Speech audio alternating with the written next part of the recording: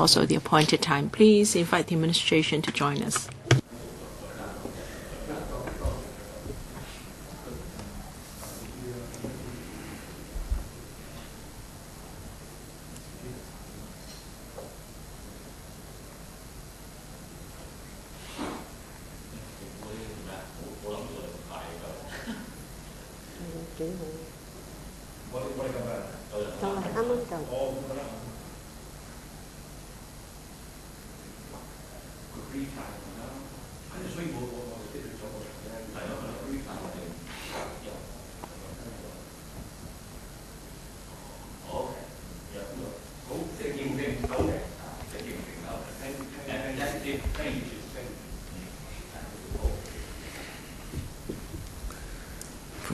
歡迎嚇，唔使啦，唔使啦。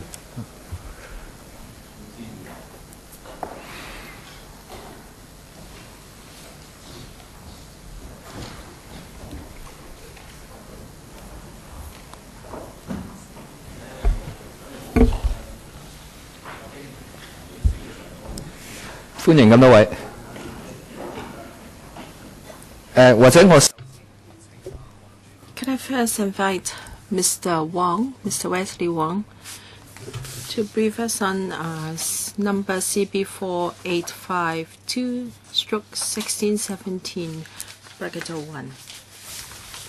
And also CB4121025/161701. The HKIAC Law Society as well as member of the public have also sent in their views. Mr. Wong, please. Thank you.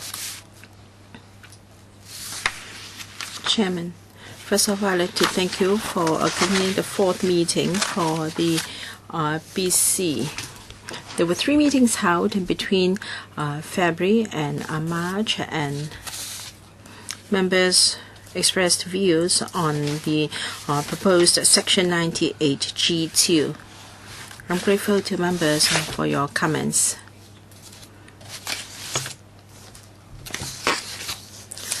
The DOJ has carefully considered all the views expressed by members, and on the 13th of last month, we wrote to the Secretary and also the Chairman our proposed CSAs. Now, first, we are going to delete proposed 98G2.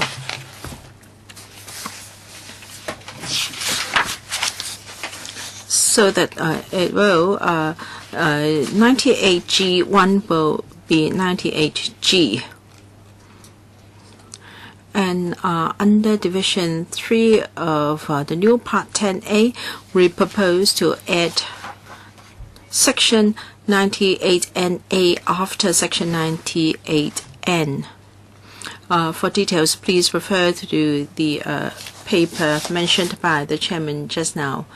To delete Section 98G2, we must introduce another provision to take care of the concerns about possible conflict of interest in order to strike a balance. In other words, we have to add a new provision to specify that if a lawyer represents a party of an arbitration, then the lawyer and also a member of his law firm must not provide third-party funding to that party. We understand that in the current provisions, there are already provisions to deal with possible conflict of interest, and we also agree to para 3.36 raised by the LC's report. And I repeat, lawyers should focus on providing professional services to their clients and should not be put in a scenario where there might be conflict of interest as a result of providing third-party funding to his client. And therefore, lawyers should be excluded from new Part 10A. And under the new proposed Section 98NA, lawyer refers to all legal practitioners and also their practice in Hong Kong and in other places outside Hong Kong. This is to ensure that all practitioners are dealt with in the same manner. And we have consulted the relevant legal bodies and also the dispute resolution organizations. Most of the respondents are in support of our new proposal, and that's my explanation of the CSAs. Myself and my colleagues will be happy to take questions from members and to elaborate if necessary. Thank you. If there is no supplement from other members of the administration, any questions from members, please? Regarding C of 98NA, you will cover overseas lawyers. Can you please explain the intent, please? Now, we do not have this restriction. Then we will only be stopping lawyers and barristers or registered overseas lawyers who are qualified to practice law in Hong Kong. They should be excluded from third-party funding, and there will be a big loophole created. Our proposal can effectively ensure that all persons who are qualified to practice in Hong Kong and in jurisdictions other than Hong Kong are bound by the provision. Then there will be a level playing field for all. I get this point, but I do understand that you still have reservations in relation to conditional fees and contingency fees, and you've undertaken to further study this issue to see whether reforms will be introduced in due course. Our position in this regard is clear. This matter will be dealt with on a separate occasion. The purpose is not to delay the passage and implementation of the bill. I understand that the Law Society has also submitted their views on this, and we will give it separate consideration. Ms. Sung,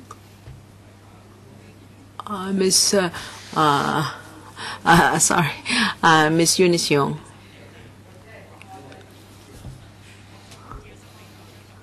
I welcome the proposed amendments from the administration, taking on board views of members of the public. For 98NA, if a lawyer,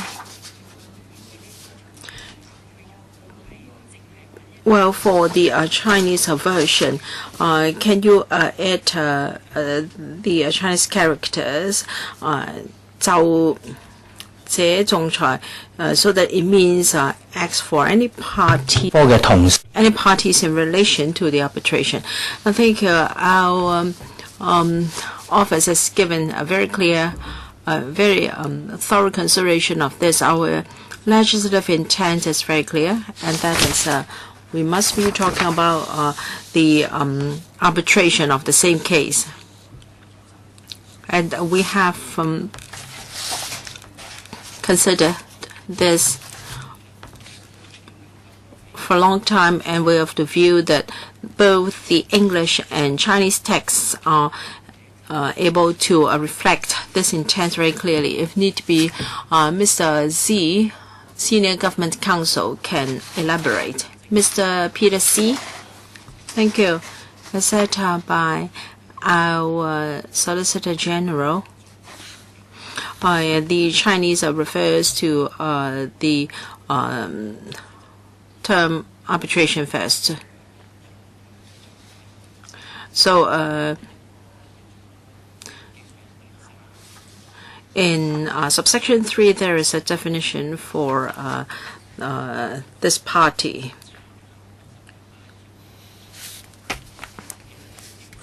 So with reference to Section 98I, I think it's really clear that we are talking about a lawyer acting for that party in relation to that arbitration. There is no need to amend the Chinese text.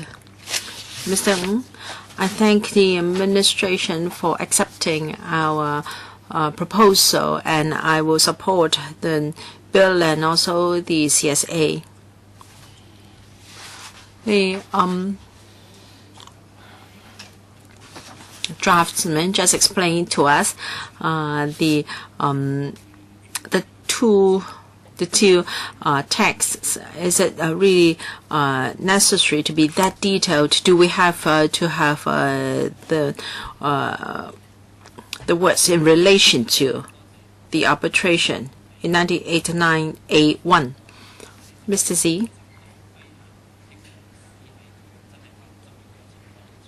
Oh, this will only bind lawyers acting for parties in arbitration. So if he's doing it in another capacity, he will not be bound by Section 98NA. Mr. Jimmy Ng, so if that means he cannot provide third-party funding in another capacity, is that right? SG?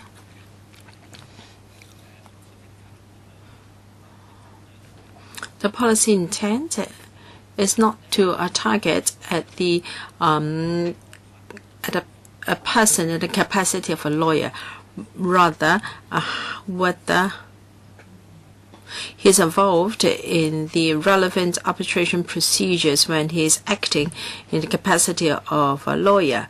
So if so, he will be caught by Section 98 and A. In other words, this lawyer